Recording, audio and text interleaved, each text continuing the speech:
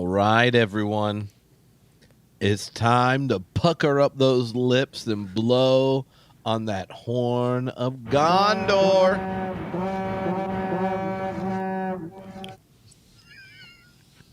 That's right. Because guess what? We just had 3 episodes of Rings of Power. 3 episodes. I know. I was like, whoa, Bezos.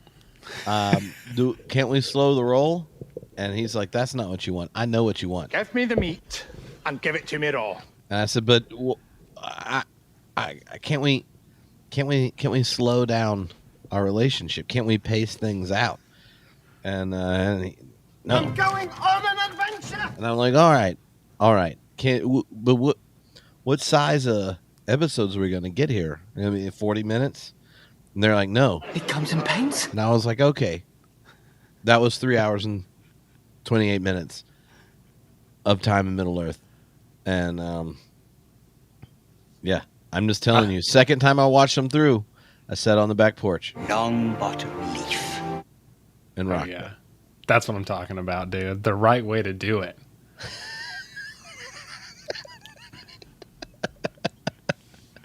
Yeah.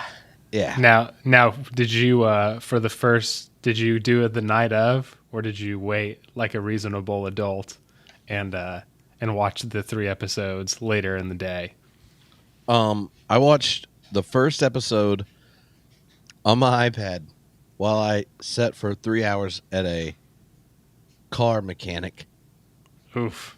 And then when everyone went to sleep Thursday night, I watched the other 2.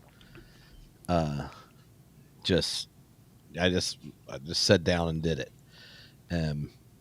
I went back and forth from like after that first episode, I was like, oh, I like what's going on here. Yeah. This got better. And then episode 2 goes down. And I'm like, yowza. Oh, that's what I'm talking about. And the moment Galadriel has the dream or vision of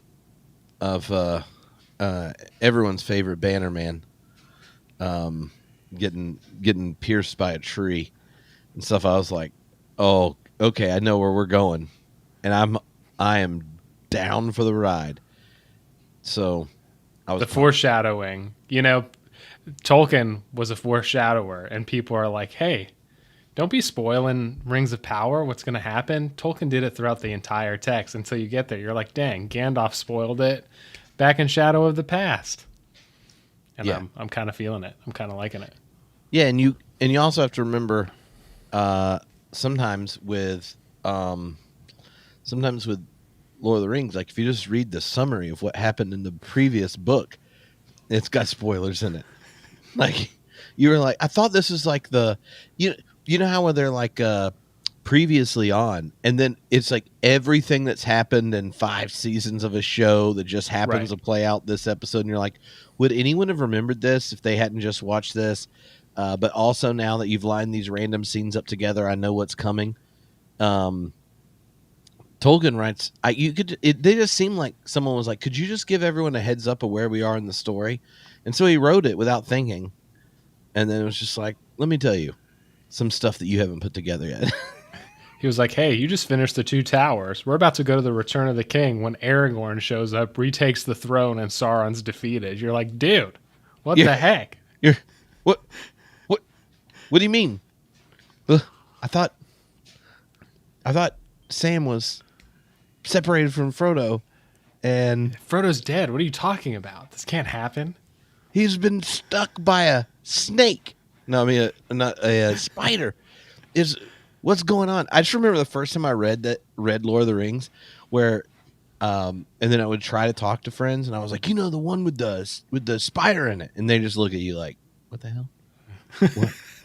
What do you mean the spider? This is not a spider, Tripp. It might take a spider form, but this is like an age-old beast spawned, and I'm like, I don't know. I was speaking at a conference like when I was like 23.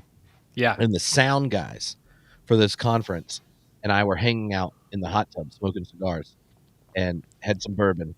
And I had like read Lord of the Rings again for the first time in forever. Like as an adult, Right. over 23 or whatever counts as. And I was like, yeah, I dig the movies, but like I hadn't read it in forever. And they were like, what do you mean? I was like, well, I liked it because I had like made a reference to something in like one of my talks, And Right. I was like, oh yeah. I was like, the thing about the book is like I don't get as creeped out, when that spider pops out. And the guy was just like, what do you mean spider?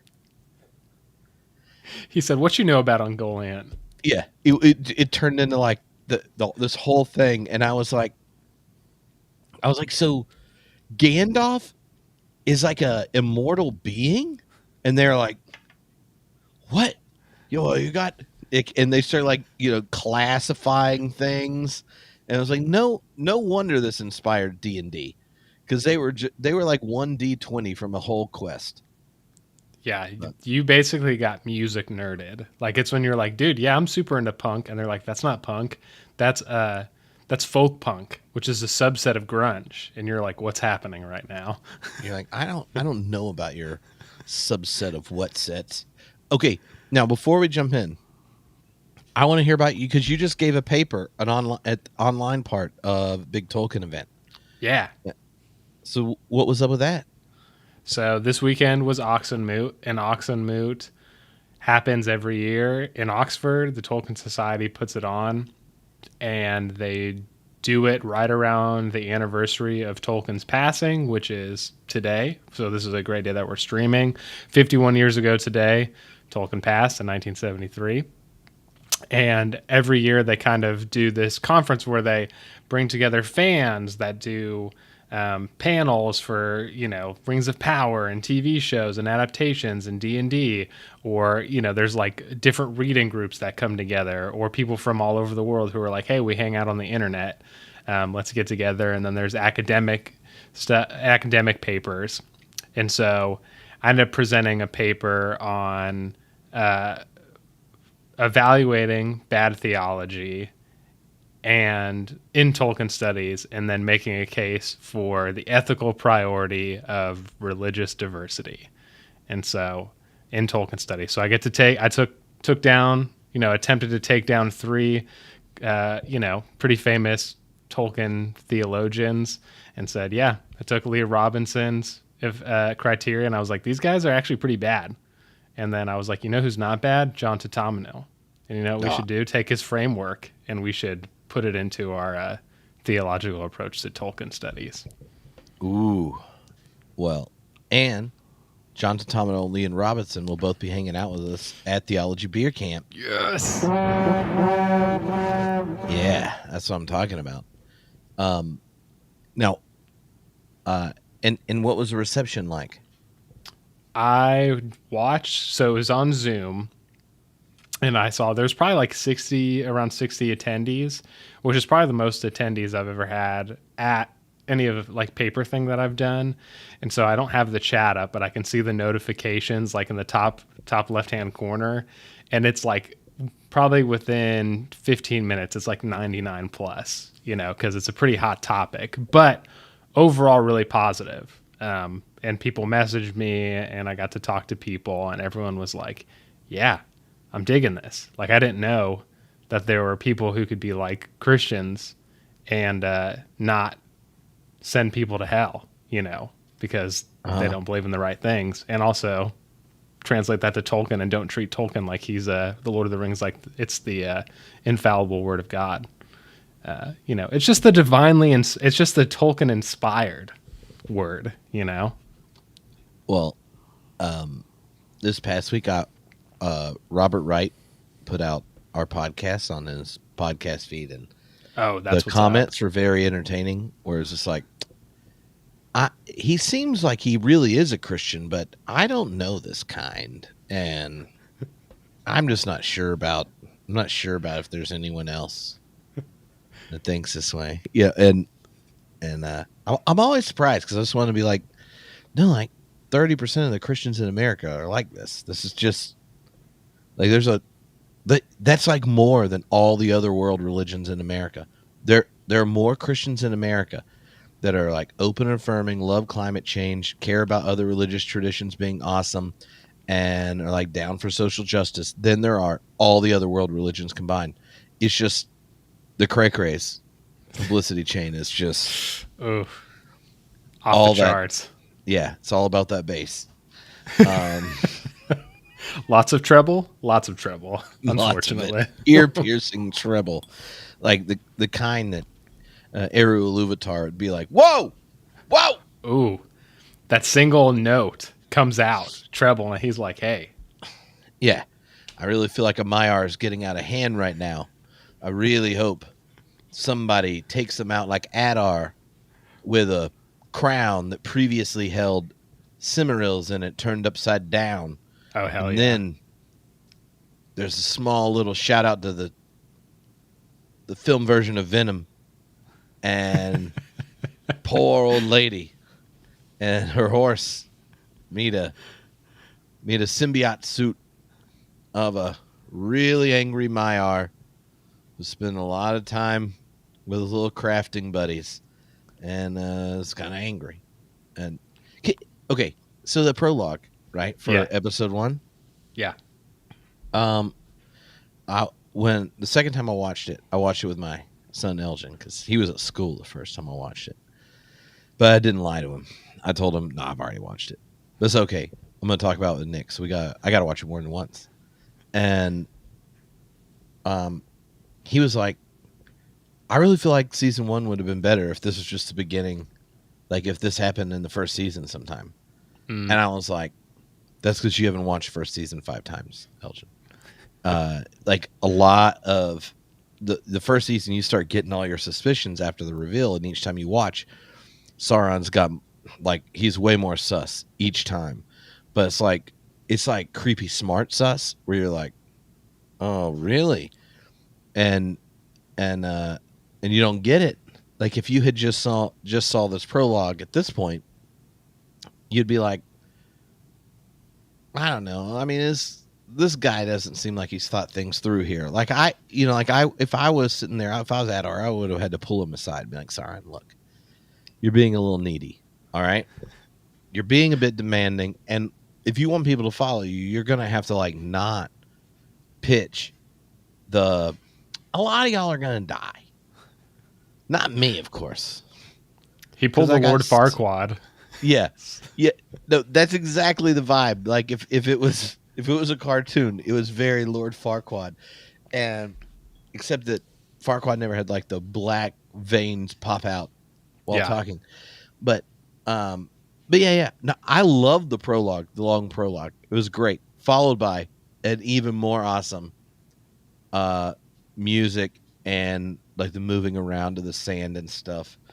But it was interesting how Elgin was like, I think the first thing would have been better if it was not if it was a reveal to everyone else and you saw him getting played, but not to us.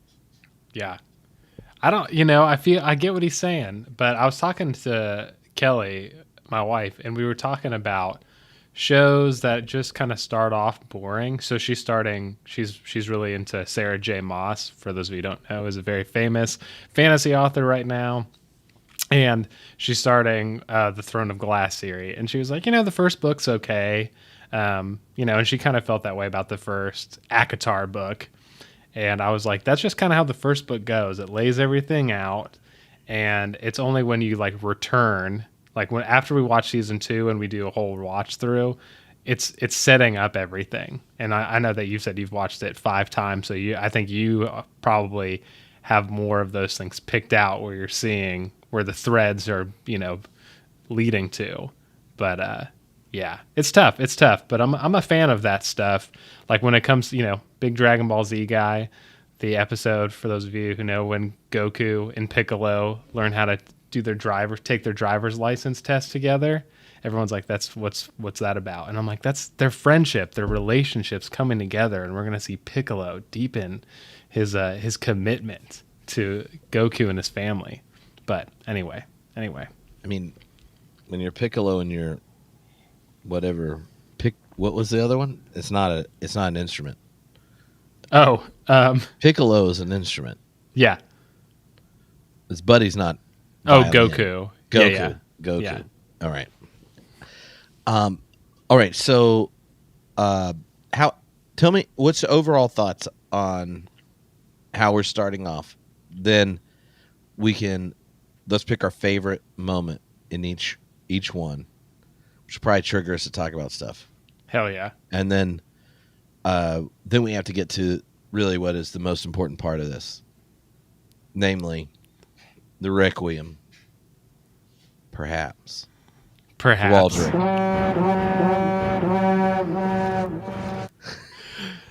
Look to my coming on the fourth morning.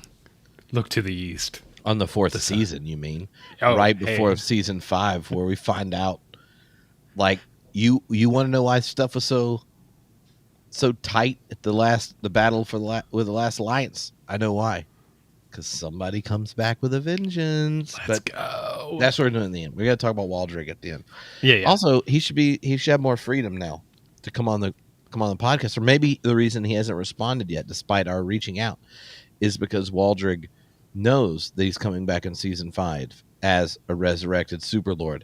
That might be the place where we find out that he's actually the bad blue wizard we were looking for.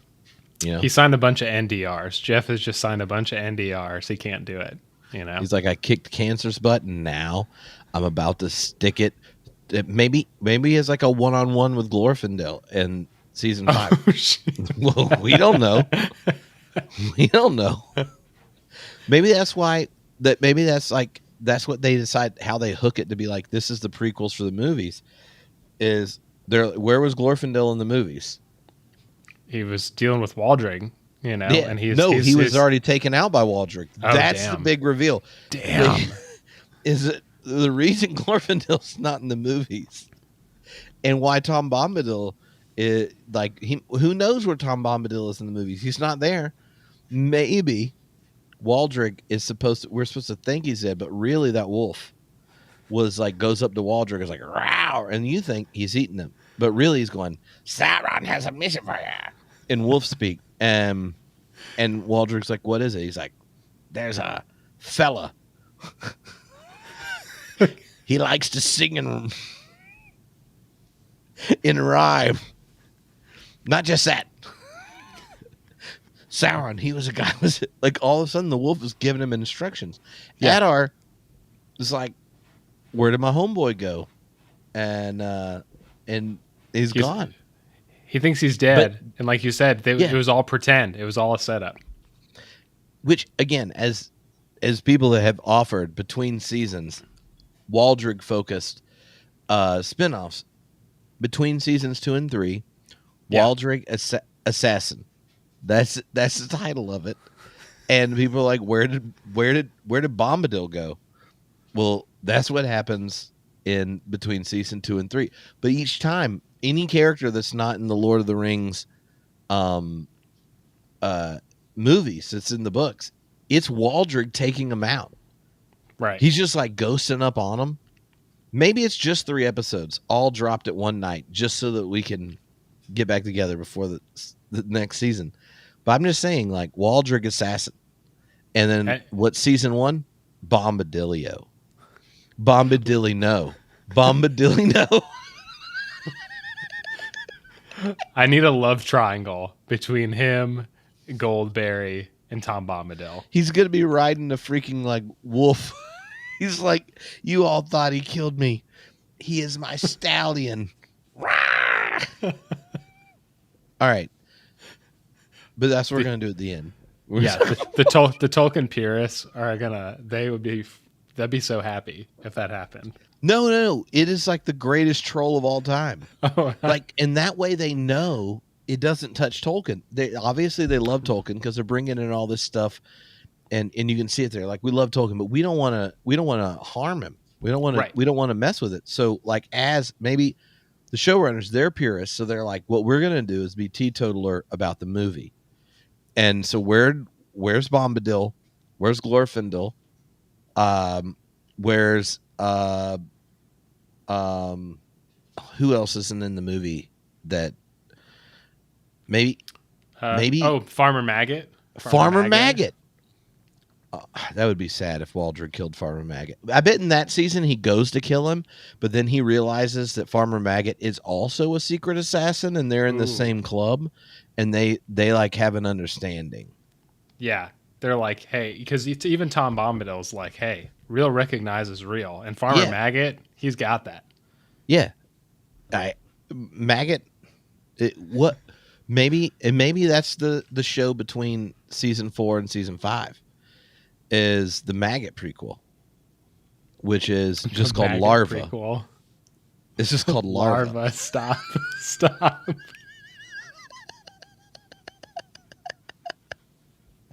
Oh, teaching with magic in the comments brings up Lady Goldberry. We know Lady Goldberry's got to show up because, I mean, not that we've even seen Tom yet.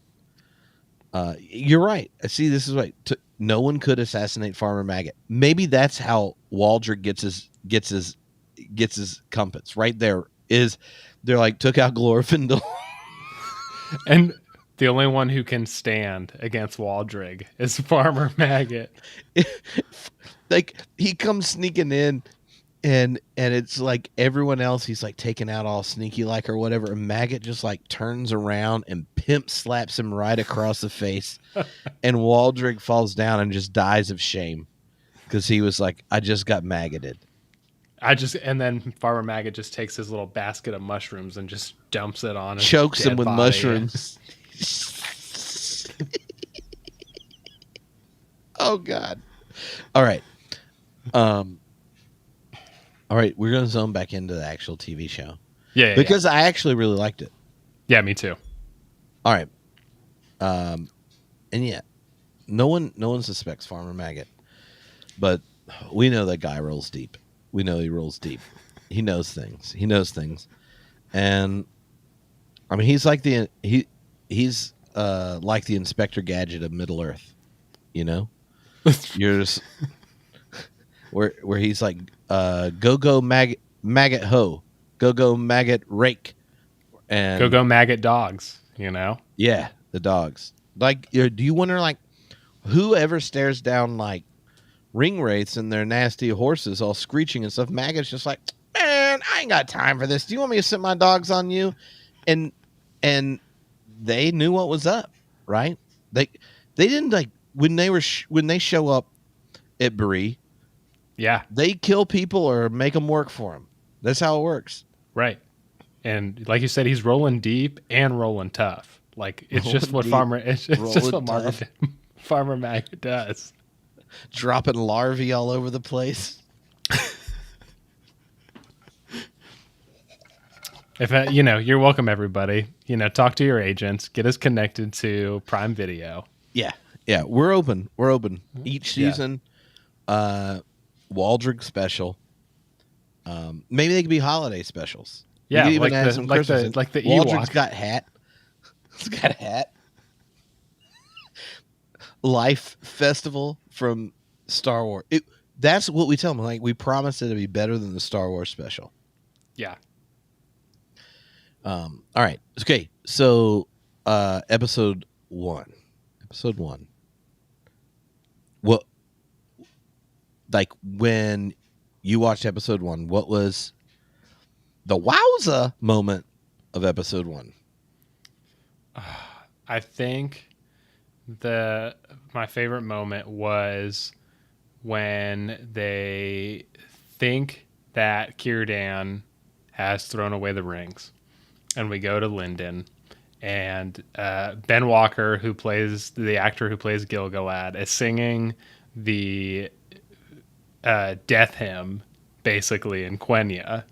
Is doing the El Dali, like that sent me so hard. I've been listening. That's been my repeat song, and then everyone like there's this lament. The trees are looking dead. We're going to Valinor, and guess what? Sauron's back. Everyone's screwed, and then all of a sudden, Círdan comes along, and Elrond's not happy. But then Círdan and Gil-galad put on their rings, and then Galadriel puts on Narya, because it bounced down. Nenya, sorry, rather Nenya. Yeah. And then everything starts growing again. The light of the tree that kind of looks like Laurelin from Valinor in the First Age. It was just everything about that scene. I was like, I want to live there. I want to go there. I want to experience the renewal of the elves of Beleriand. Yeah. That was my favorite. Oh yeah. Yeah. It was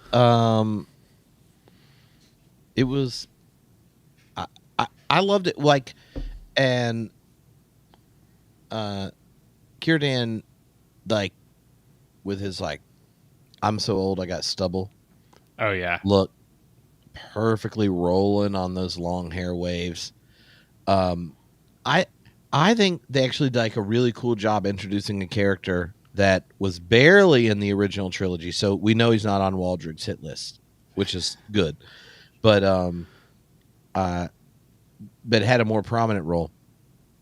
And if you didn't know Círdan, and Elgin watched it and was like, well, why is he getting all like lusty eyed, right? With looking out over the water.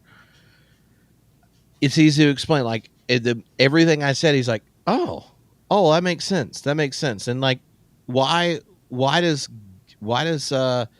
Elrond show up and like think everyone's going to listen to what he says if he's not going to be listened to by the king? And I'm like, no. The king's one thing, but he's been sitting here. Level. Yeah, he's been sitting here forever, right? Like, he's older than everyone else. He's running their escape plan. He's the only one that even knows what's up on building a ship that'll get them out. Like, he's kind of like if the Speaker of the House was also the only person that could use nukes, and he had access to the internet. Like, he could mess with the internet. So, like, if Elon Musk and this was the Speaker of the House, but not Elon Musk, someone with like large amounts of like money, he's smart in certain areas, and he got lots of money and power, access to like satellites, sending people to space, all that kind of stuff, and then power with the government. But it's not like they're not like in the executive branch, but they're like the first call out of the executive branch, Speaker of the House. But that means they also have more avenues to get it done. So then Elrond is like, I'm going to go hide up under this bridge. I'm going to creep up Greyhaven style. And Círdan, the shipwright's going to be like, he's going to be like, look, I need to holler at you. Do we need to call in? We got to call in some wisdom here. And what's fascinating to me is, one, I couldn't tell exactly what happened. And I've watched it a number of times on the ship. Like, that moment was big, right? Like, that he doesn't toss him. But, right. Like, is this one of those things where, like, Eru Luvatar's running up, Sauron's got his vibe up, or he's just like, maybe not? And because when the first scene where Elrond's in there, he's like, what you're carrying's louder than the sea. And he doesn't mean the sea like, oh, it's low tide, so the waves aren't here. He means the sea like what's between him and where he's wanted to go. And yet, because his vocation as an elf, building the ships, helping everyone get home kind of thing, he hasn't gone. And whatever's in your pocket is louder than that. So Homeboy's come alive. You can see he's got this smile up on his piece and stuff. And then Elrond, who, like, if I picked my favorite interactions, well, other than Poppy showing up, Poppy just showing up made me so happy. I was just like, oh, finally Poppy's. I don't want one Harfoot running around. I need a dynamic duo. So our Sam shows back up. Yes. She knows how to use a map. Great. That was like, it just made me happy. But the Galadriel talking with Elrond stuff, where he's just like, you're still sitting on Sauron's finger. Everyone here is getting all lusty for power. This is a problem.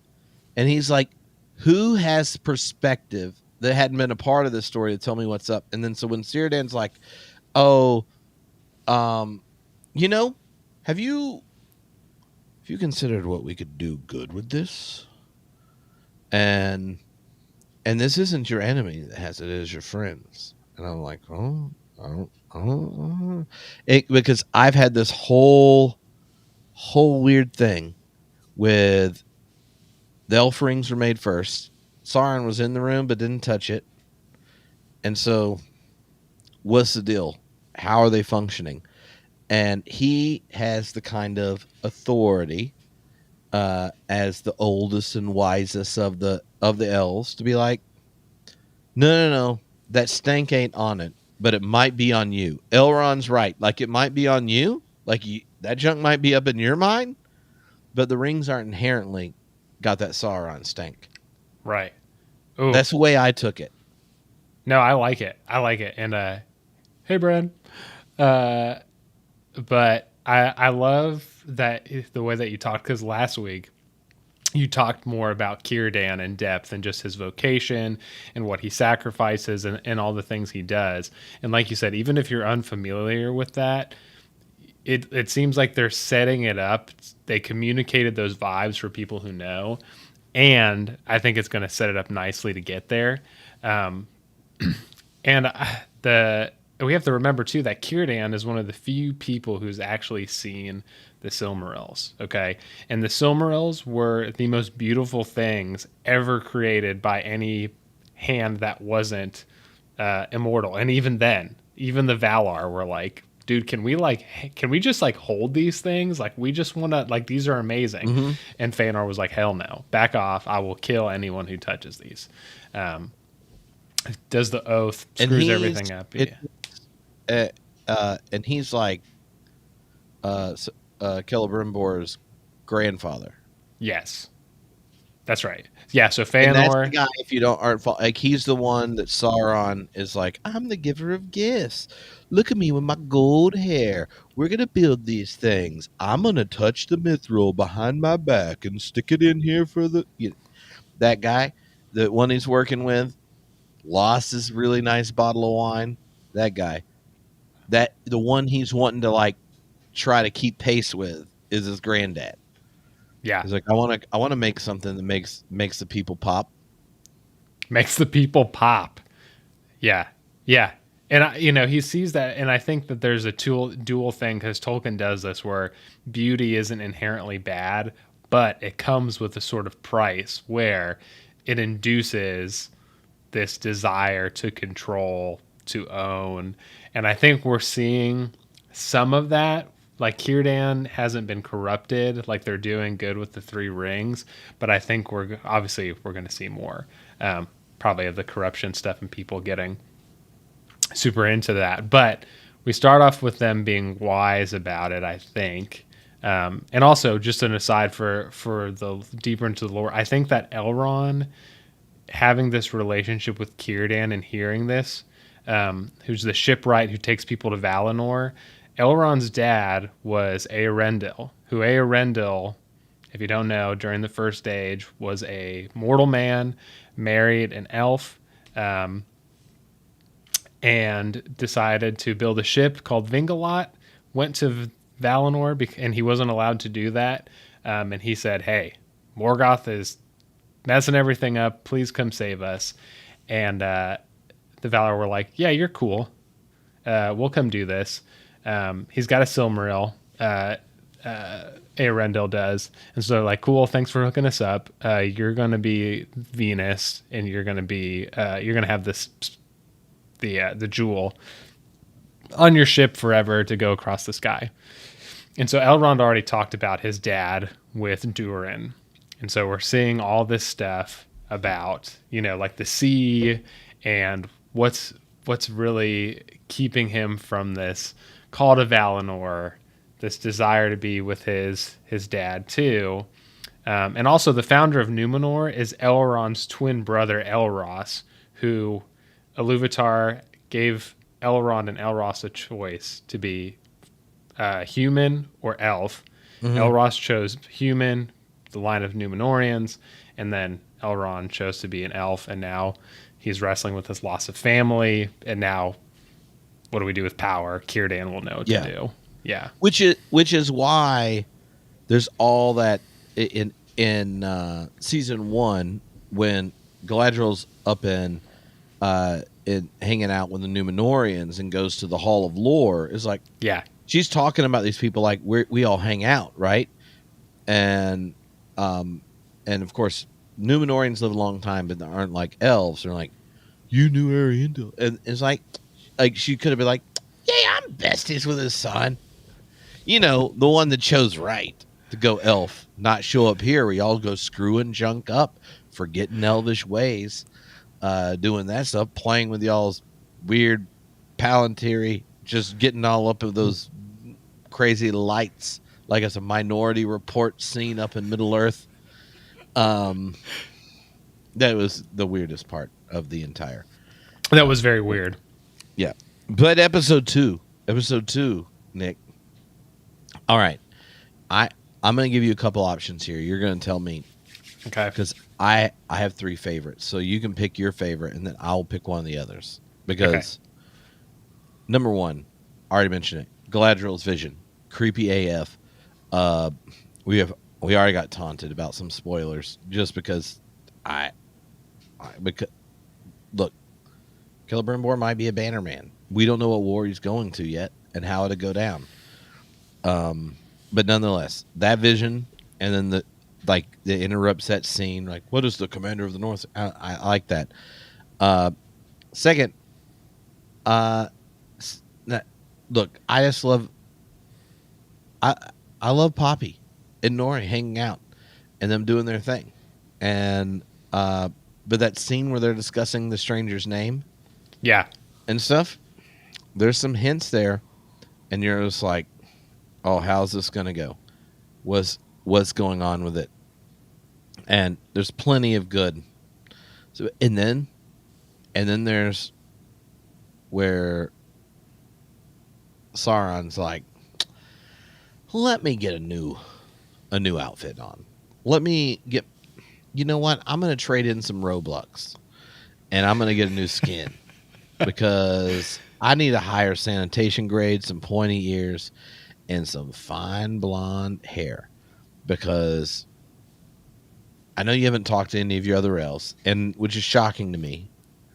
They're probably just jealous because you made something to save everything. They didn't send even a note to tell you thank you. That's wild. But nonetheless, I'm here to help you, and I happen to be a non-located magical creature with power and wisdom, and I really hope you just assume I'm here for good. I'm a gift bringer, like all 3, like, because anyway, yeah. We're like, which tickled your fancy? It's got to be Sauron. I think the way that they do that is probably, as far as keeping with lore, it's very close. As far as like the nature of Sauron, how he manipulates people. He even said that his name was Anatar, right? Which is only in the Silmarillion. It's in the Book of Lost Tales, maybe, but it's not in the appendices. So the showrunners had to pay. Yeah, they had to ask permission, pay a little extra, maybe. But especially the way that they did it it's so good. Where Celebrimbor at first is like, heck no, dude, get out of here. Like, I already know that you're trouble. I don't need you anymore. And of course, he's kind of like, I don't need you.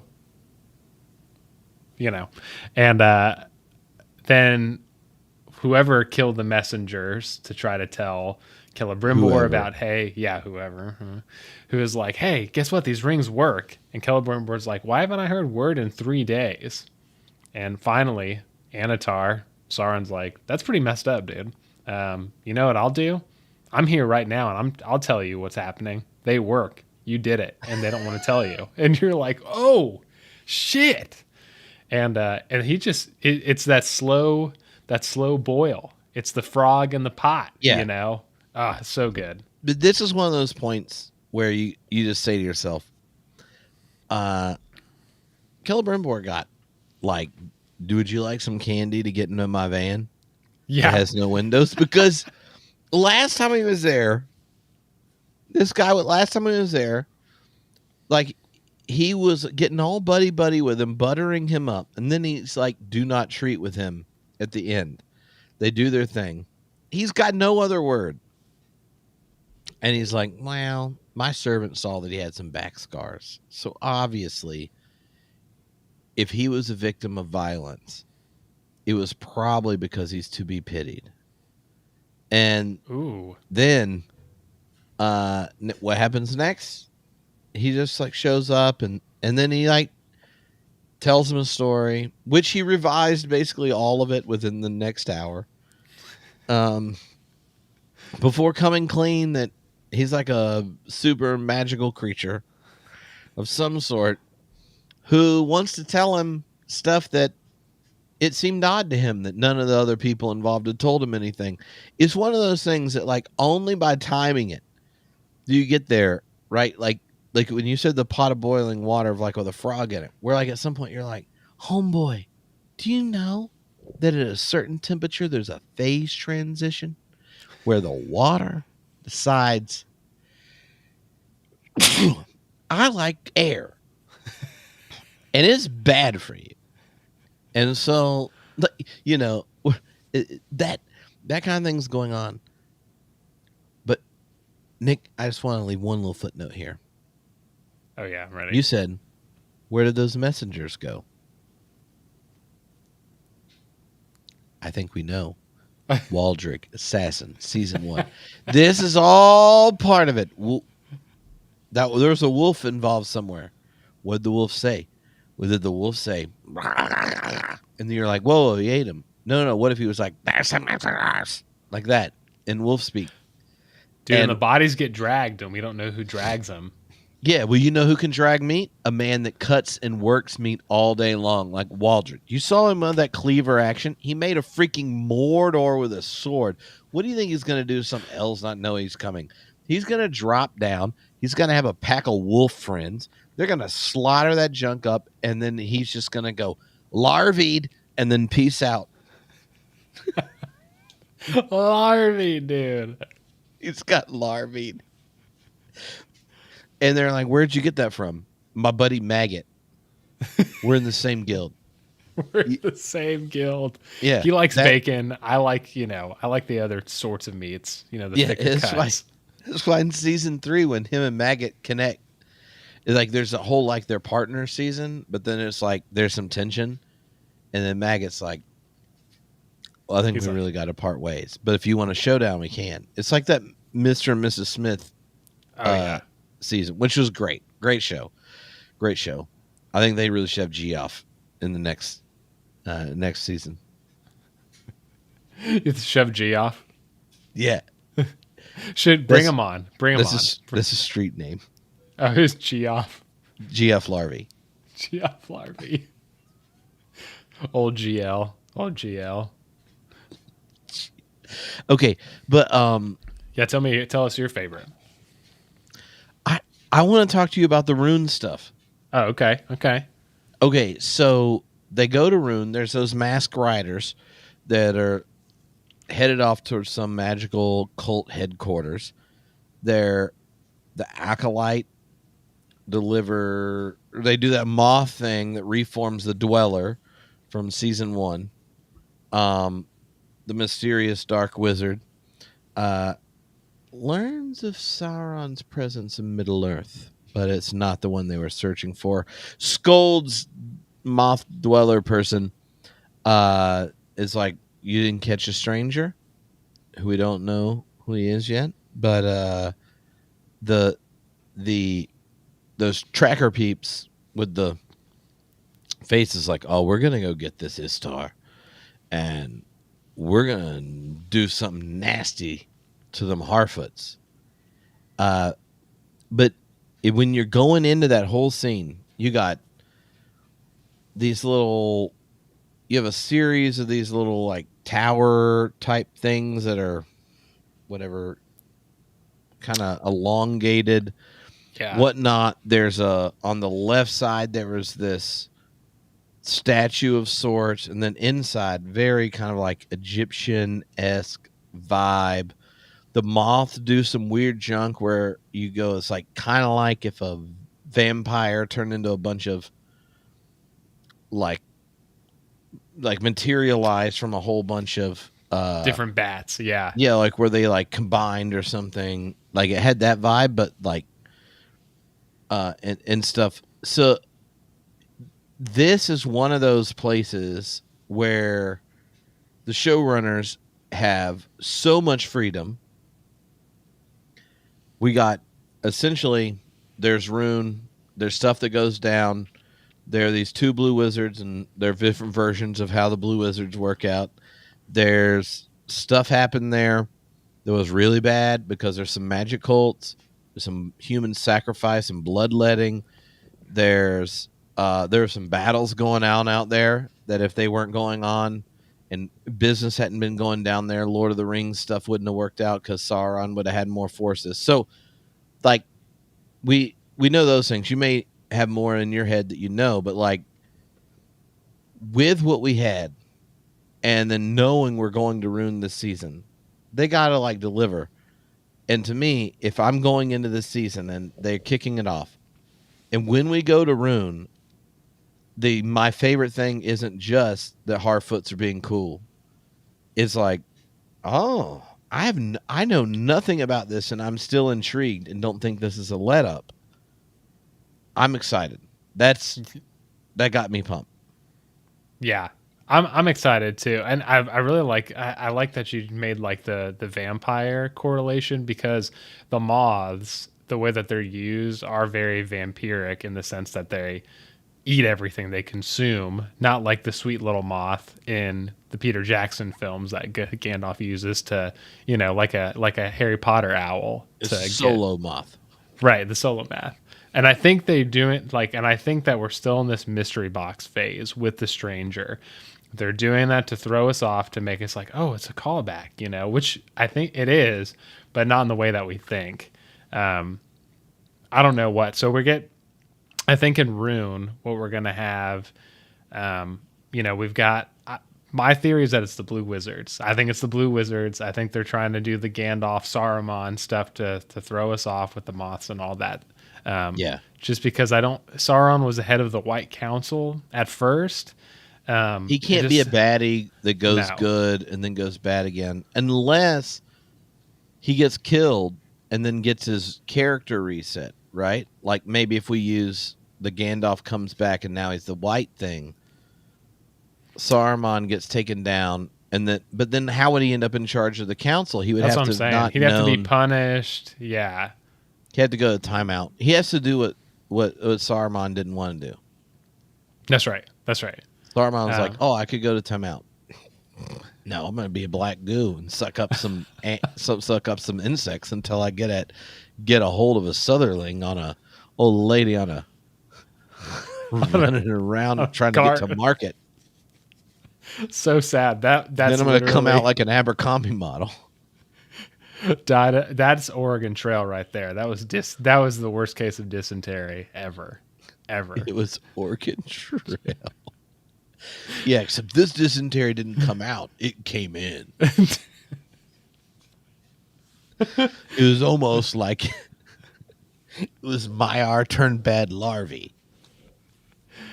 Oh, gosh. I don't know how far we're going to get, and I can't remember with Rune, if it's Rune or I think it is the Easterlings. I don't know if it's the South, the Haradrim. I can't remember off the top of my head, and it may even be after the fall of Numenor, but there's a group of Numenorians who later, not only are they with Sauron,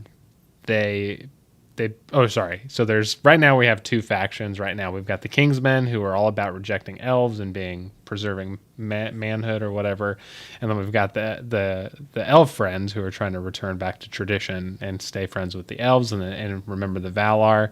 Later on, they're called the Black Numenorians, and they basically team up with Sauron and all his allies. And so I don't know if they're going to lay the foundation for that, if we're going to see like Rune become like this seed bed for that, and we're going to see, whatever the Saruman like wizard try to convince, the Gandalf Istar to join and all that stuff. And I think what my guess is we're probably going to see the stranger, leave with our little Harfoot friends, join up later with the good Numenorians, the elves. And I think we're probably going to see, at least at first, our Saruman like wizard is going to be teaming up with Sauron in the baddies. Yeah. Okay. Did this cross your mind some point in this episode when you're like, this is not Saruman, it's a blue wizard, therefore the blue other stranger is probably a blue wizard. There's nothing to go on this. What did not happen in any of the Lord of the Rings films or in the books, but in the Lord of the Rings film that everyone wanted to see? A straight up fight between two wizards.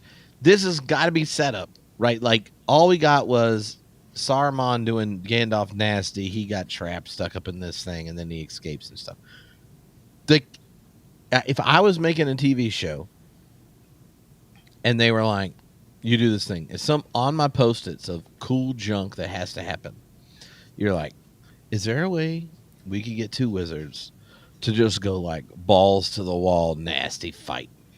And which means you can't have Radagast. And then you're like, do you want to go Gandalf and Saruman? Like, no, because like you got to have him turn bad. You got to have like why did my friend do this? Like, Gandalf just looks like an idiot if this is Gandalf and Saruman they're like, wow, it'd been 1,000 years. I forgot that he could start cutting people's hands open and rematerializing his baddies with moth mixed with blood. So I just didn't expect this junk. I should have told you earlier about So like the moment you're gonna have there's like 2 of 5 with no details. We got them sitting here. We need a battle. We need it to be all close, going back and forth. And at some point, Poppy just about to get taken out. And the stranger is like, I am not Gandalf. And just whaps him around, with whatever his magic junk is. Maybe an eagle. He throws him over there, and the eagle grabs him and throws and drops him in that big trench that Círdan was like, if you go down in that, you're in timeout for a while. Right.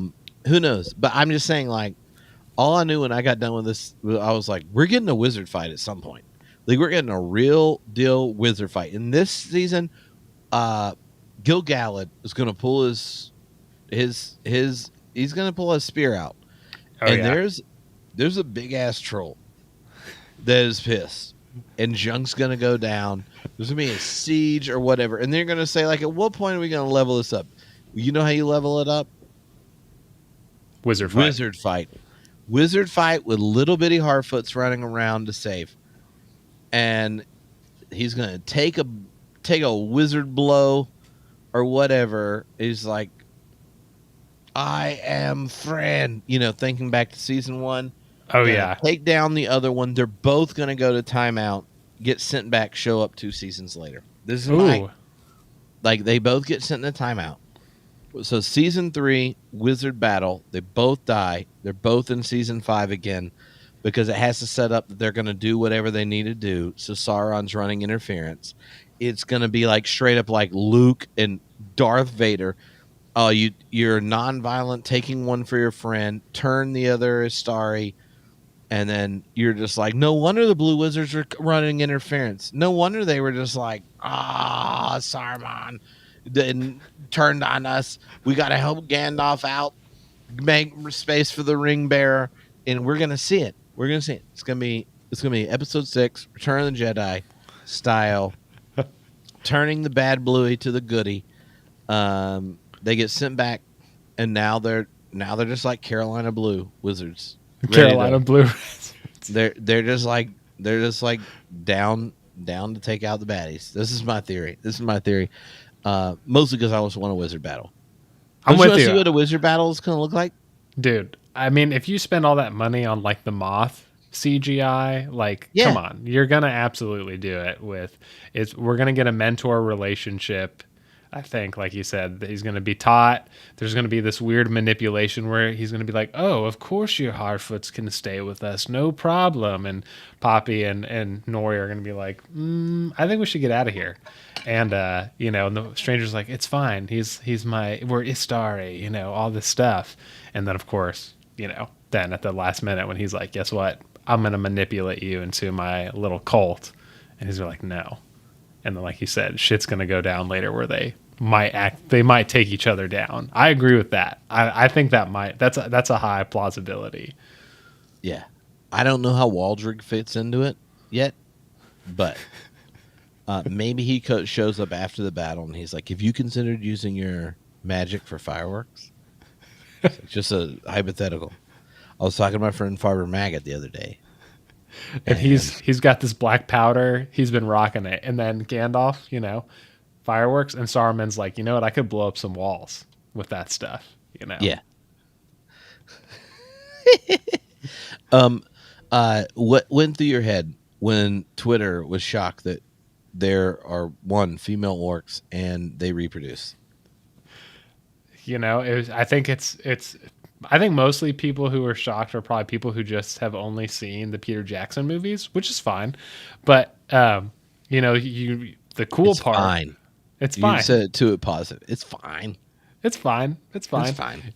I really will I would love for everyone to read the books. Obviously, I'm not a gatekeeper. I don't think you're not a Tolkien fan or anything like that. But you miss out stuff like orc families. Orc families that's actually more canonical than what happened in the Peter Jackson films. The Peter Jackson films, they kind of do this thing where they come out of the earth or whatever. It's cool, looks awesome. But what Tolkien, he came up with a bunch of different versions. But what's in official canon in the Silmarillion is that orcs were tortured elves, and what happens is that they reproduce, and which means that they have family units of some sort. They've got, obviously, we're seeing with Adar that they have cultural norms, they have religious, rites for in funerals and stuff like that. So I just want to be like, hey, y'all, this is shocking. This is weird, orc babies. I get it. But also, read the Silmarillion. Read the Silmarillion. Yeah. Yeah, and also, like, the orc babies, the orc baby was still cute. So cute. It was cute. And I'm just saying, like, the orcs are sitting there.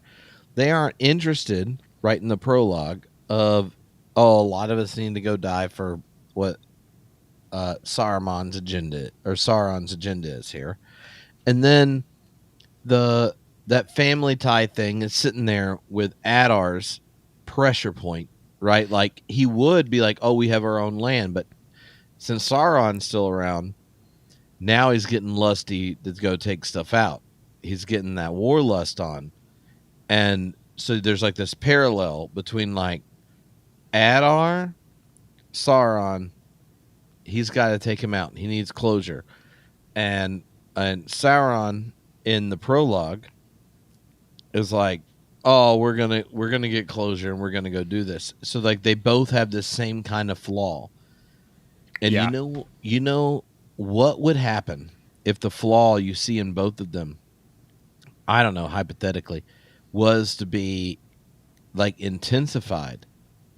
Perhaps if someone was to wear a ring where it both enabled you to have powers that correspond to your personhood, but also desires for power and claiming of such prestige that create predicaments. Yeah. You know, Oh, yeah. I'm like, it makes you think maybe that very form of power dynamic is not good for personhood and leads to the eradication of babies, and even including orc babies. Right. Or perhaps little intings. Come on, the end of that third episode. Dude, they sprinkled that so good, because when I saw the axe throw, I was like, oh, that was Arondir. Or wait, yeah, right? No. Who was with him? It was Theo. Rondi, right? It was Theo and a. Yeah. Yeah, and I thought Theo, because Theo runs away, and then he gets picked up. Yeah, I thought Theo threw the axe at first, and then when I see everyone kind of like just being kicked around, and then Theo gets picked up, I was like, oh hell yeah, here are the ants right here. Yeah. No, episode 3 had 3 big surprises. One, we have to get verified that was an ent or an ent wife. Yeah, But these people were just like chopping wood, which is just like, that's like bringing beef jerky to a vegan convention. So, like, that if they're around, junk's getting awkward, and then the forest is getting smashed around. Obviously, if there's a volcano, that doesn't help. So they're probably already escalated. Then you throw in third big reveal. The eagle shows up. The eagle, less successful than potential ents or ent wives. Eagle shows up, is like, Muriel's awesome. She's down with the elves. Let's do this. But she happens to just be blind. And so Farazan's like, I guess if you need, I will go ahead and take control. And since no one knows how to talk to them, the eagle's just like,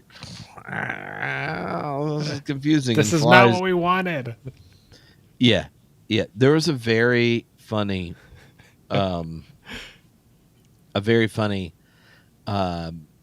Twitter video that put in captions for the eagle. Yeah, you sent me that. Yeah, and I fantastic. laughed so hard. But if you're me, who has this on a shirt and a cast iron version of it on their wall, the most exciting reveal was Narvi, Oh yeah, who just shows up randomly in the dwarves, kind of letting people into during the Third's council.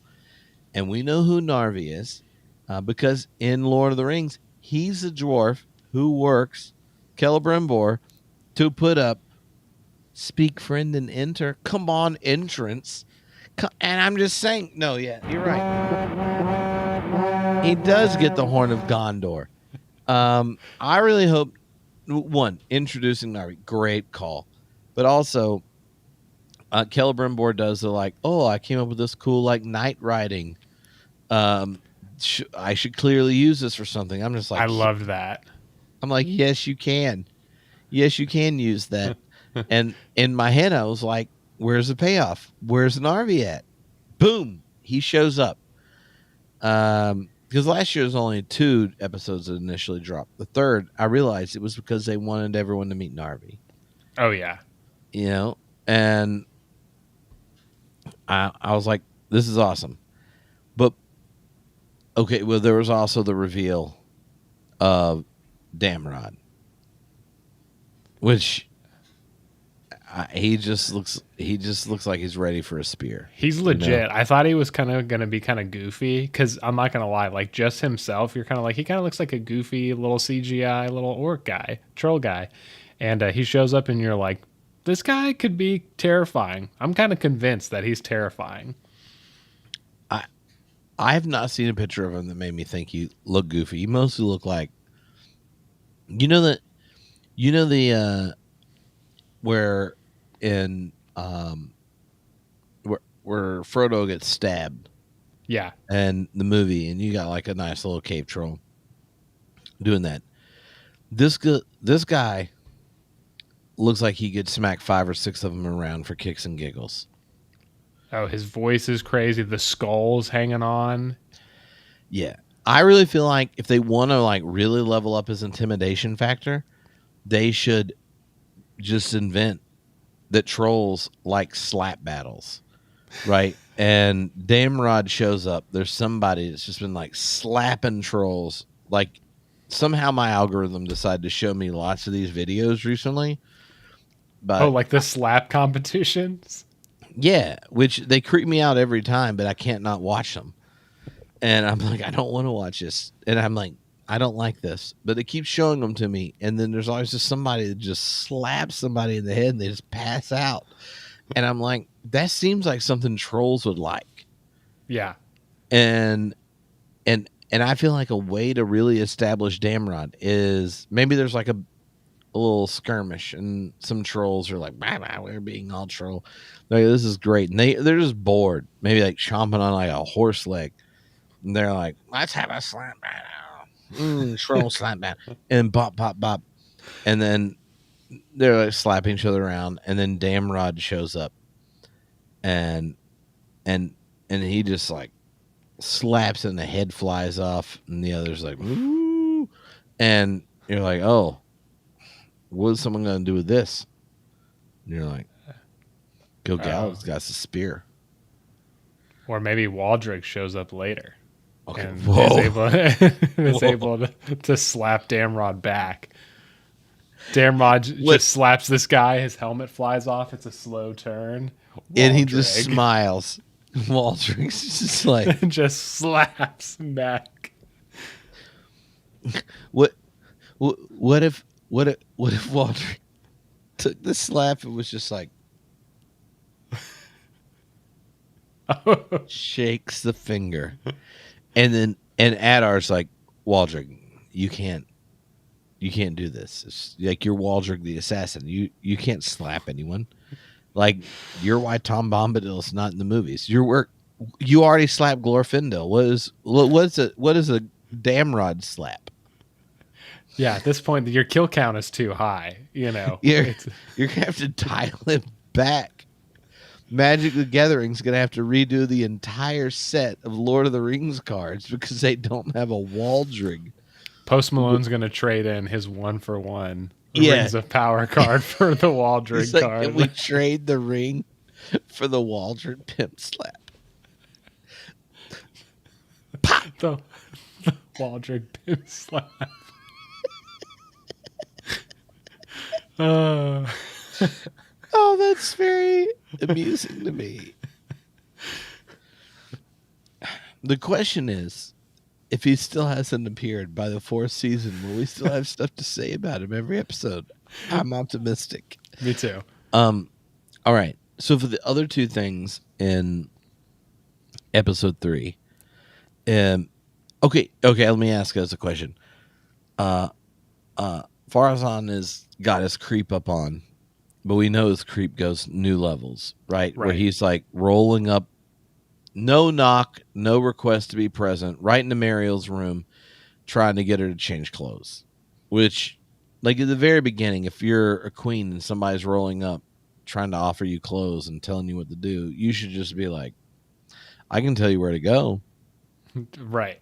O-U-T. For some reason, well, she's not very aggressive. She gets smacked and then passes on it and goes hugs it out with the lady. And you know, you just got to tell her, like, permissive parenting, junk slides into chaos. You know, at some point you got to plant a foot somewhere, and just because you can't see ain't an excuse not to plant no foot. But yeah, don't come in here telling me what clothes I should wear, and don't be slapping me. Yeah, I'm none of this business. I can be nice, but I can't be no step stool. Farazan, though, on the other hand, is just like, but you could be a step stool. So when you know this story, and it's getting contracted, right? Yeah. Where multiple generations of leaders for the downfall of Numenor set up is happening here. Knowing the kind of complexity it's in the larger story in the Silmarillion, how are you feeling after, especially in the 3rd episode, we get so much more of what's going on in Numenor? Not just Farazan stuff, but also Miriel. She goes looking for the Palantir. It's missing because Aryan, who I guess is hanging out with baddies at a random pub in the wrong side of town. Right. It's just like volunteering the information and such. Like, how are you feeling about the Numenor plot line at this point? I like, I did with Muriel's dad being alive, Tar Palantir. That probably normally the Queen Regent, not really a thing, but I think the way that they're setting up and the way that we've seen Farazan kind of come to power, I think it's to give a alternative to what Tolkien wrote. And there's a positive thing and a negative thing. The positive thing is that we don't get assault and we don't get forceful weird stuff, because in the book what happens is Farazan's like, guess what? I want to be king. I'm going to force you to marry me. Which is next level creep. So that part's good. I like that they're kind of going in a different direction. The negative part is that I think there's a level of corruption that communicates of how far gone people like Farazan and them, how messed up the roots of their ideals and their ambition really goes.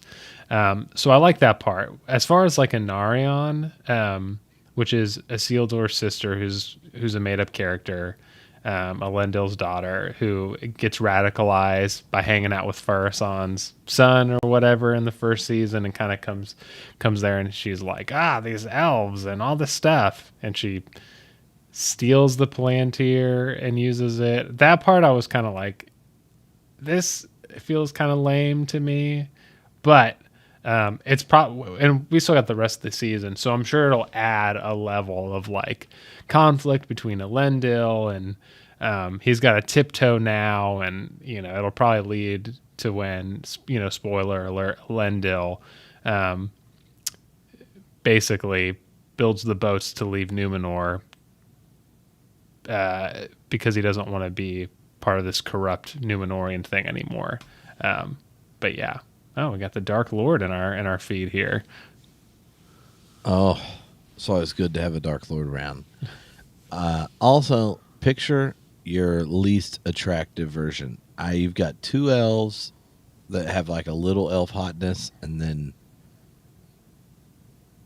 obviously your human form. Quite exciting. So if I was a Dark Lord, I would pick a different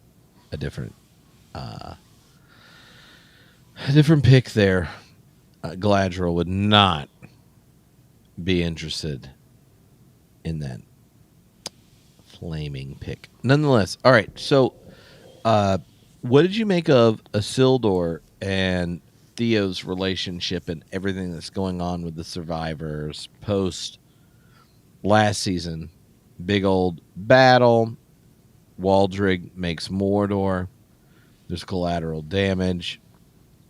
The wake of Waldrig is just significant, which could have been obviously the subtitle of the season. I don't know if they've named one yet. The wake of Waldrig. And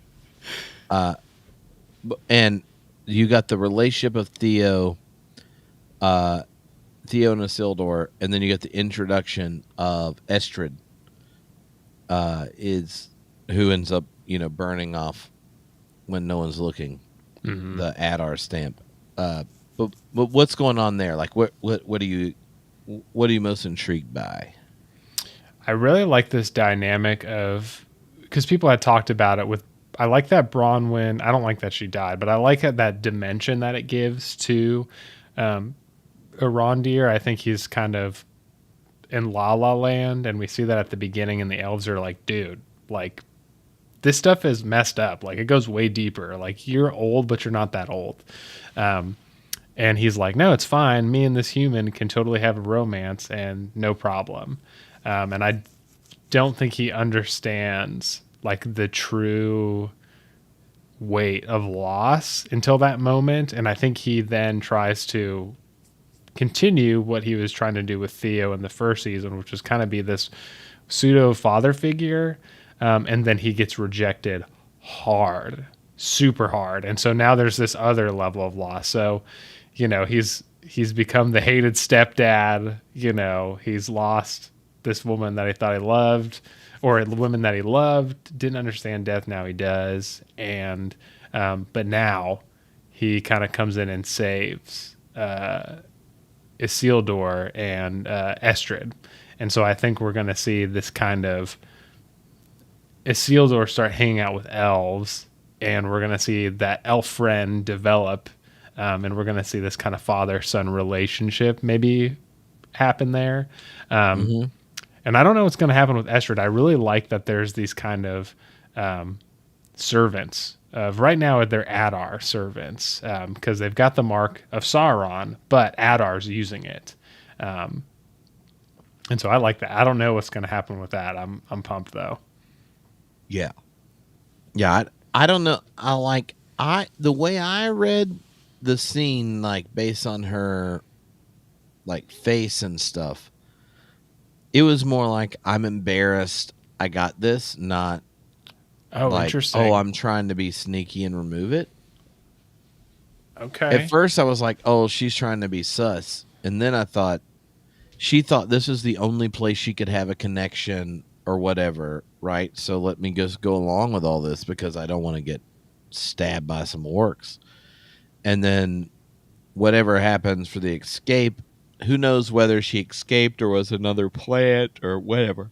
But like that, her kind of connection to Theo and seeing that there was life on the other side of that whole tragedy, she's like, Sss.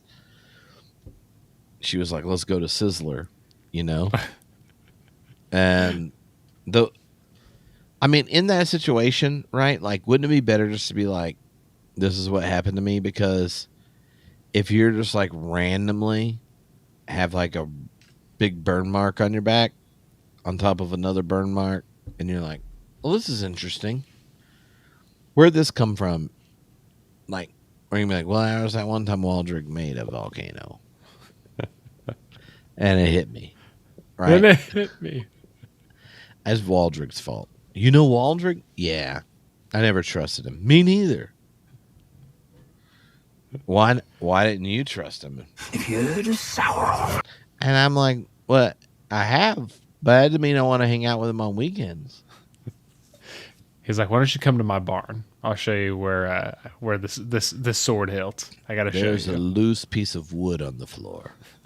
And I want you to wiggle it till it pops up and then seize the hilt underneath and let it suck blood from your arm. I'm in. You know, that's it. Okay. That's the point. Yeah, I'm in. That's how you get in the Waldrick 15-passenger van. Like some people after candy. Waldrick's like, would you like the hilt of my sword to suck blood from your arm? And they're like, actually, I'm kind of interested. You're like, curses, Farmer Maggot told me no. It's creating tension that in 3 seasons we might part ways over such things. Oh man. Okay. So the very end of at the very end of the 3rd episode is the forging of the dwarven rings, or maybe at least the first one. I couldn't tell based on the setup if this is like, too. oh, we're gonna drop all the dwarven wings up in here, or we're just gonna do one. But Anatar does his little sneak, putting his juju on that mithril. Or here's another question: did he trade it out? Did he like keep it because he's going to go forge the one ring with a bunch of this later? Because obviously, like once he realized that it was just folklore that the Cimmerils were involved in mithril, he was like, well, I guess if the Cimmerils aren't involved, I gotta have concentrated mithril ring for my one ring. So he's just stealing it and then sneaking in some Sauron ore. He's like, this is my Sauron ore. I'm gonna sneak this in here. He either put his juju on it or he's stealing it, because he did a little spin around. You couldn't really tell. Right. I love, just thinking about that. I think that especially with the dwarves coming to Eregion so soon, that I think that especially we've got hints in the trailer that, during the 3rd is like real into having that ring. and to the point where, Durin the Fourth is like, Dad, like, calm down. And I think that we may even see, because we already know a Balrog's coming, and that Balrog name is Durin's Bane. And I think that Sauron's probably going to utilize Sauron or Durin's Bane potentially, where he's going to probably be hanging out. He's gonna be like, hey, if you like those rings of power, I'm gonna need more mithril, And then at some point when Moria falls, Durin's Bane's gonna show up, kill Durin, and Sauron's gonna get the ring and get a shit ton of mithril and hightail it back to Mordor. Yeah. Yeah. It was fun that Durin the Fourth, the one who was never a ghost, Boo. He brought back up Durin the Third suspicion, right? Last season, Durin the Third is like, to his son, is like, maybe Elrond's up here trying to creep up on this piece and has an agenda. And he's like, that's not what my friend would do. And then Sauron is like, do you want a cool ring of power? We're obviously producing these currently, and Durin the Third's like, give it to me. And Durin the Fourth is like, I mean, if you'd seen this guy, Dad, I mean, he's like he's the kind of guy in the Fifth Age who would have a 15-passenger van with no windows, running around with some ring pops, saying, hey, kitty, you want to go for a ride? I got a ring pop for you. And they're like, do you have a sour one? He's like, oh, it's sour. Sauron.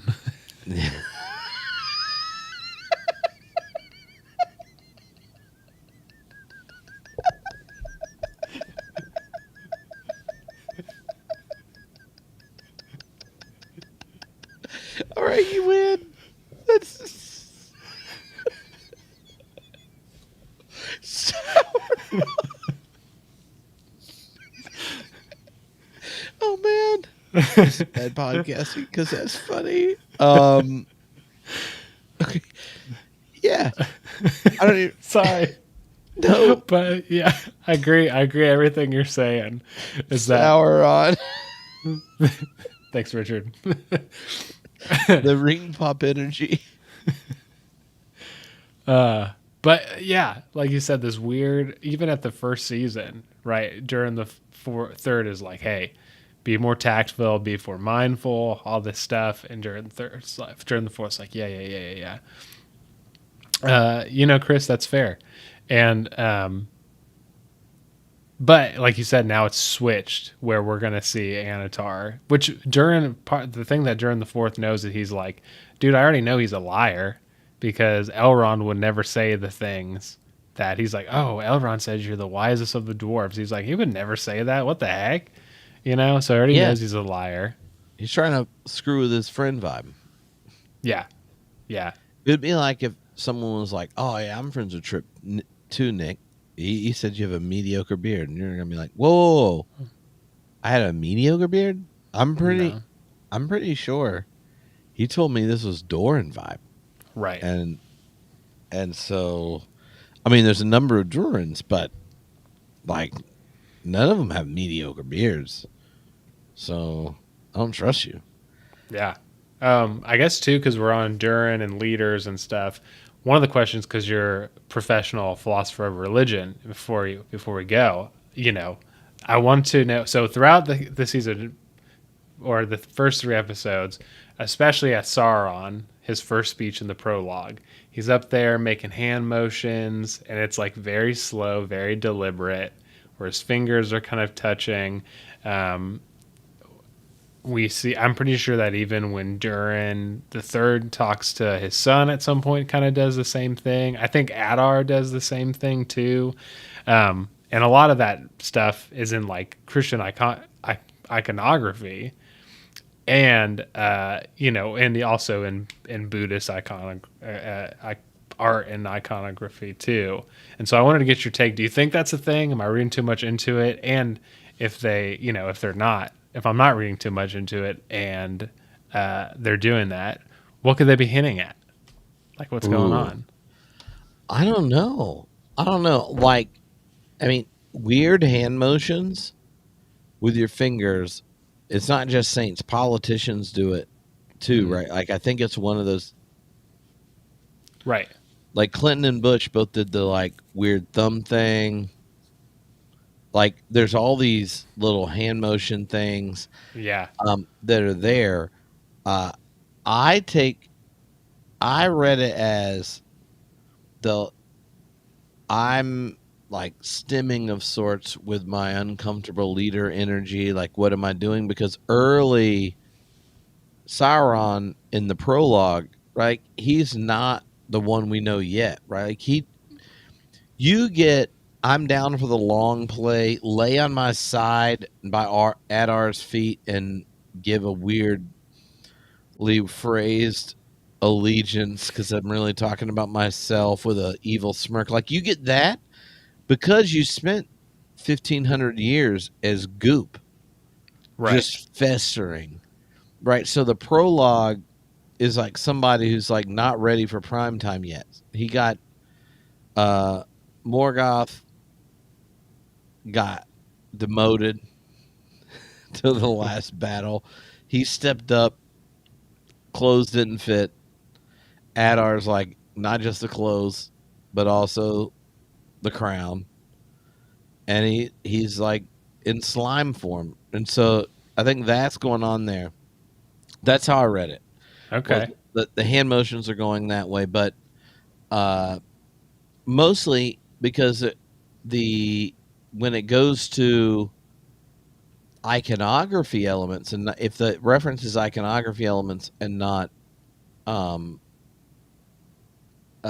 like that politicians have weird hand things Yeah. that could signal like when they're uncomfortable, um saints, religious figures, the hand motions are intentionally symbolic, right? They're supposed to direct your attention in particular ways or signal maybe like moments in a liturgical cycle, poses for contemplation, and and there wasn't like anything in the shots or in it where they like held it in that Yeah. position or the thing like zooms in on it. Think of all the play with seeds, both like the before a battle we plant this seed, oh, like the seeds we need to use for healing. All the times, like if that's a thing, there's always like a zoom in, there's like a pause, there's like breath on it, and the cinematography wasn't like let's spend some time on the hand motions, Right. but sometimes with politician hand motions become a thing because you're like, what am I paying attention to? Like it becomes this, but I could be wrong. No, I like that. Because they didn't do a lot of focusing. Because, like you said, if it was, maybe somebody would be holding it for a long period of time. Like you said, and maybe somebody would zoom in or like an angle, like they show like the upper body, the hands. Um, yeah. Yeah. Okay. Okay. So Chris in here was asking about Disa beard hair. And I haven't gone back to check. He asks, is it me or did Disa have way more beard hair this season than she did in season one? I know people are giving Amazon crap for not giving female dwarfs beards. Um, I I I didn't go back to look at season one to see how different it was, but she definitely had like the right kind. Right. But I'm I trying to guess see. I don't think so. I Here, felt like that it existed last year, but maybe the density is different. But we also saw her like when she didn't get her, they weren't running on that prince and princess dime. Maybe she was getting waxed more often in season one because the Durans hadn't had like they hadn't broke up. right.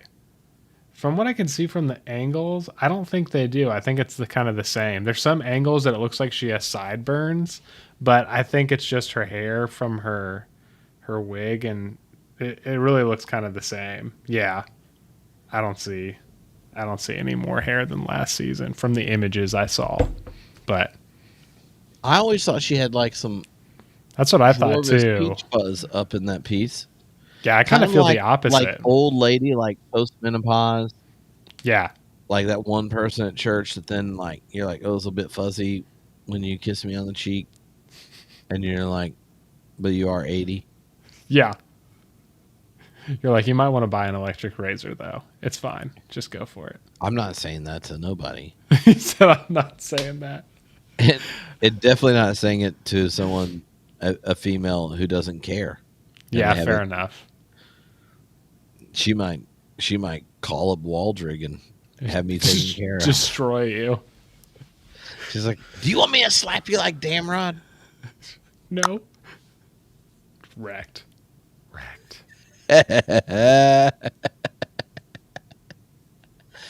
Oh, but I think it would be cool if they did have like a female dwarf that had such thick sideburns they were braided, Oh, yeah, dude. like just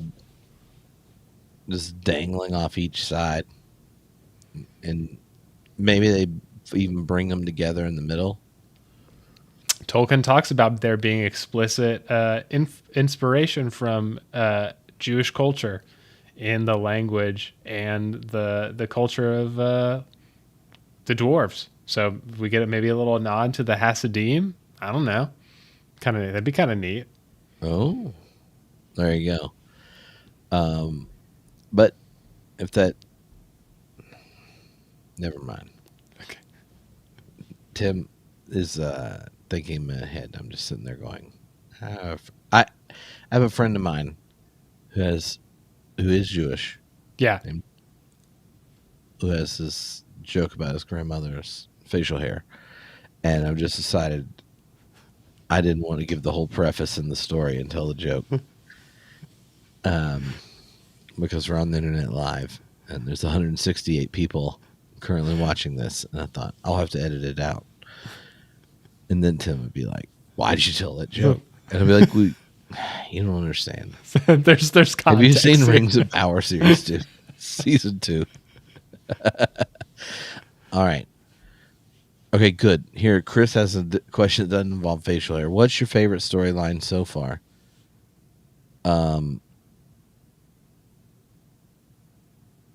You can pick one. And we're going to assume this is a storyline that already exists, because obviously between season 2 and 3, when we pick up Waldrig Assassin, that's probably like the most interesting storyline that exists in this show. Yeah. I think, just going off because I've been thinking about it a lot and it might change, but I really love the new dynamic between Gil-galad and Galadriel. I like that Gil-galad has always recognized Galadriel's talents. And at first, at the beginning of season 1, he's like, look, the reason why people are freaking out and evil's still around is basically because you keep stoking the flames. Like, you need to go to Valinor and chill out. Kind of dismissing her as kind of like this, like hysterical woman kind of stereotype. And now that Sauron's for real, and Galadriel's like, "What's up, King? Like, we got some for real solutions." And there's this kind of fun, playful banter between the two of them. And now Elrond is kind of like, "Heck no, we're not stooping to that level." And so I really like this dynamic, and I'm excited to see how their relationship develops between Galadriel and Gil-galad specifically, Elrond and Círdan, and then how Elrond kind of comes back into the fold. Yeah. I mean, I think my favorite is knowing how big a role it's going to play is Celebrimbor and Sauron. Like, I got done with these 3 episodes and thought, those 2 actors have set up to do what we know is about to go down, and their acting's great. The turn for both of them like had payoff. Like, I wasn't like, where did this come from? It seemed very natural. I'm like everything about that relationship makes me go, I'm going to be happy when 3 or 4 of the next seasons have those two, or not seasons, but 3 or 4 of the next episodes are going to have huge chunks where they're just in a room going toe to toe with weird visions and violence and playing like up fears and all that. The other storyline I'm excited about, but the one that's least hinted at, is Isildur, the use of Beric the horse to get him back involved, and then like, Astrid as a character to raise this, the whole death of his mom in relation, like when he's going at what's the elf's name? Arondir. Arondir, and is like, you didn't know who my dad was, and I don't need to talk to you again. Right. The knowing where that character will be by the end of this series, I just thought, I was not sure about him last season, and other than the fact that in 2 weeks of plot time he grew 9 inches, I thought this guy grew. He didn't get worse as an actor, and the way Beric shows back up has this like nice Numenor vibe of like, connected to the horse. He shares the story of his mom dying to save him that he hadn't told anyone. You got the like possible dad figure, but cutting it off, but then the like sacrifice to help, get back. Anyway, like, Theo crying in the background here. Theo that story, crying. which was really, I thought it was a really good, really powerful kind of, or at least impactful moment. Well, because you have like essentially 2 characters that are TV only, and season 5's main character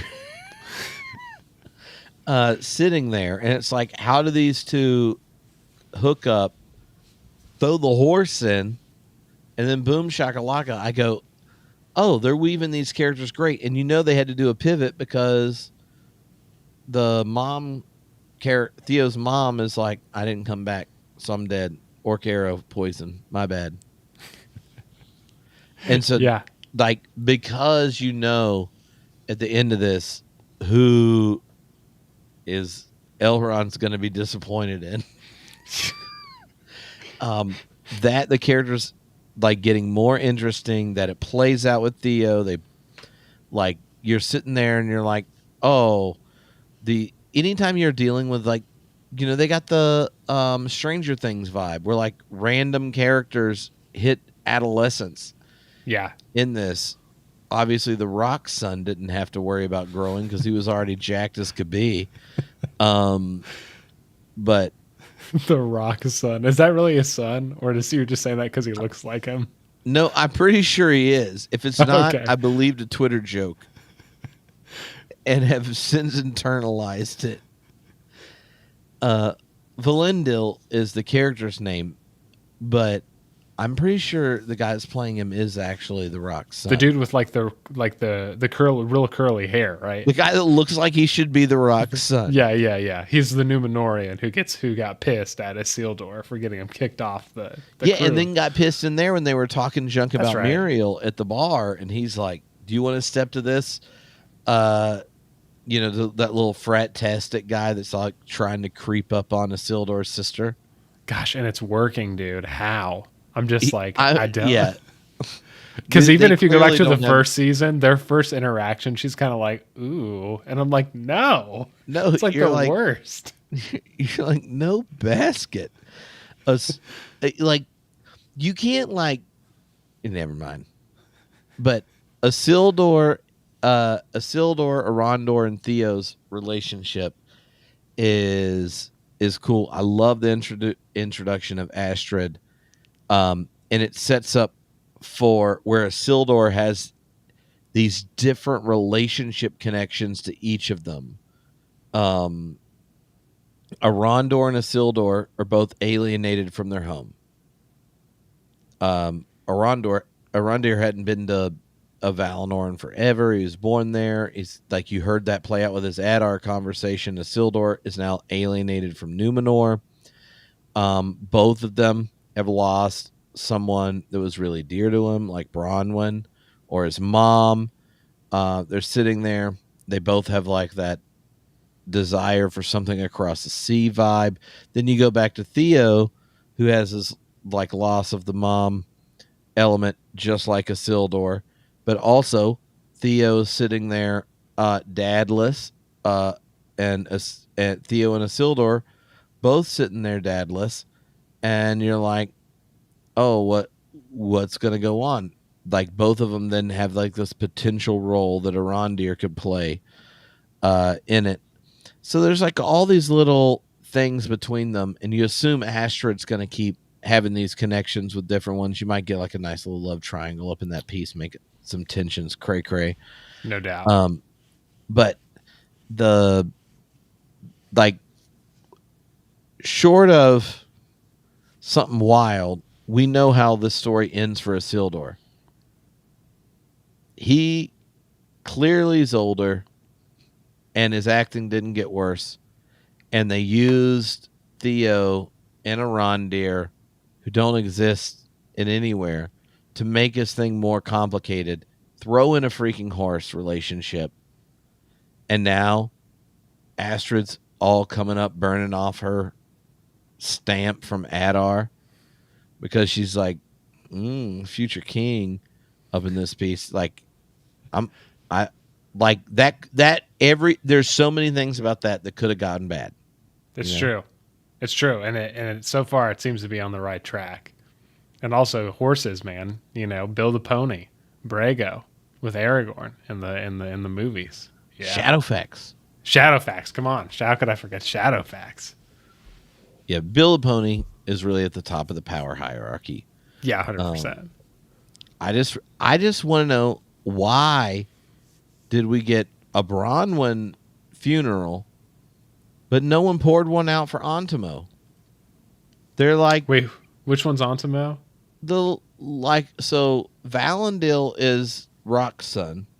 Yeah. You got Isildur, and they're like little buddy that was just like, this is all the fighting I need to get, and then he just gets wiped out in Waldreg's wake. And Antimo, there's been no talk about him. Also, character we need to check in on. I want to know what's up with Dilly Brandyfoot. Yeah. The little girl is all cute. Like, she's got 2 more years of cute on her, but she was like still young and stuff. Like, what's she doing now that, Poppy went and joined. Now she's like rolling out all by herself with Largo and Marigold. And what is she doing for friend? Maybe she needs to like, maybe she's like become friends with Malva because Poppy showed her how to read maps, and now she's helping Malva. And Dilly Brandyfoot's a little older. Or is she like sneaking out trying to find blackberries and junk? Like, where's she going? I want to know. And I feel like at least this season, because they've already said we're going to get the stores, or at least hinted at it. And I'm like, are we, like you said, are we going back? Are the Harfoots and the stores going to connect? Are we going to get, or are we going to have to wait? Or the Harfoots even coming back? Maybe the Ints are the connection. They don't connect this season, but you get introduced to them because the Ints are all like, we like you, but we're not going to add you to our song. Or maybe the Entwives add halflings to their song, but they never tell the Ents. And that's why when Merry and Pippin show up, Treebeard's like, we don't know about you. But after a few hours, we'll discuss it and finally add you back to our list of creatures of Middle-earth.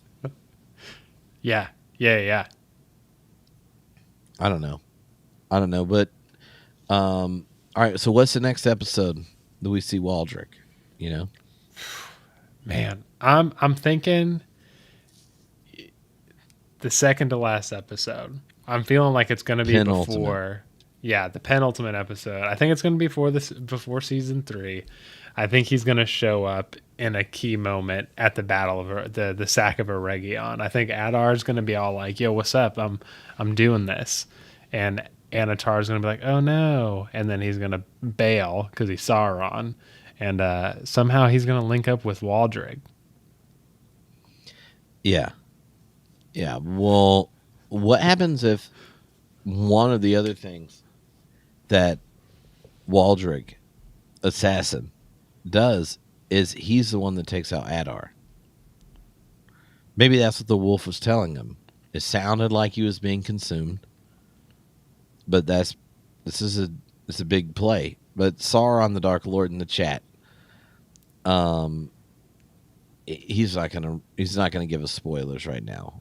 But if Sauron the Dark Lord was on MySpace, we know who's right after Tom in his top 8. Waldreg, maker of Mordor, assassin, Bane of of Glorfindel.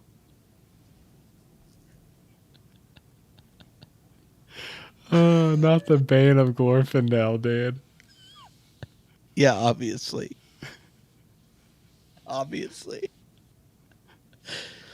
But you've heard it here first. The Dark Lord telling us the what's Dark going Lord. Pops Adar with Boromir style. Boromir style. Now that we've got that clarified, I really feel like we figured it all out. Yeah. Looking forward to episode 4. Hell yeah. But yeah, this has been fun, Nick. It's been fun, man. Nick. I know you were worried as to whether or not we'd have enough to say. After only 3 episodes. But, yeah. I mean, we probably gave Waldreg a good half hour, and he dies in like the first half hour, 45. He's or sorry, he appears to have he died. Yeah, he appears to. It is not an on-screen death. yeah. He's coming back. Exactly. I'm glad he's coming back. Yeah. Did you notice the Sauron the Dark Lord in the chat never it's never revealed what he told the wolf to tell Waldreg. So right. I'm glad he's keeping the suspense. He's signed that NDA. Yeah, I'll trade Adar for Waldreg every time.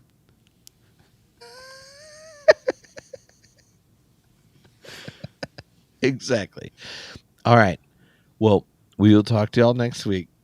This has been fun. And thank you all for hanging out. I'm always amazed that somehow at the end of this, there are even more people on the stream than when we started. But nonetheless, I just hope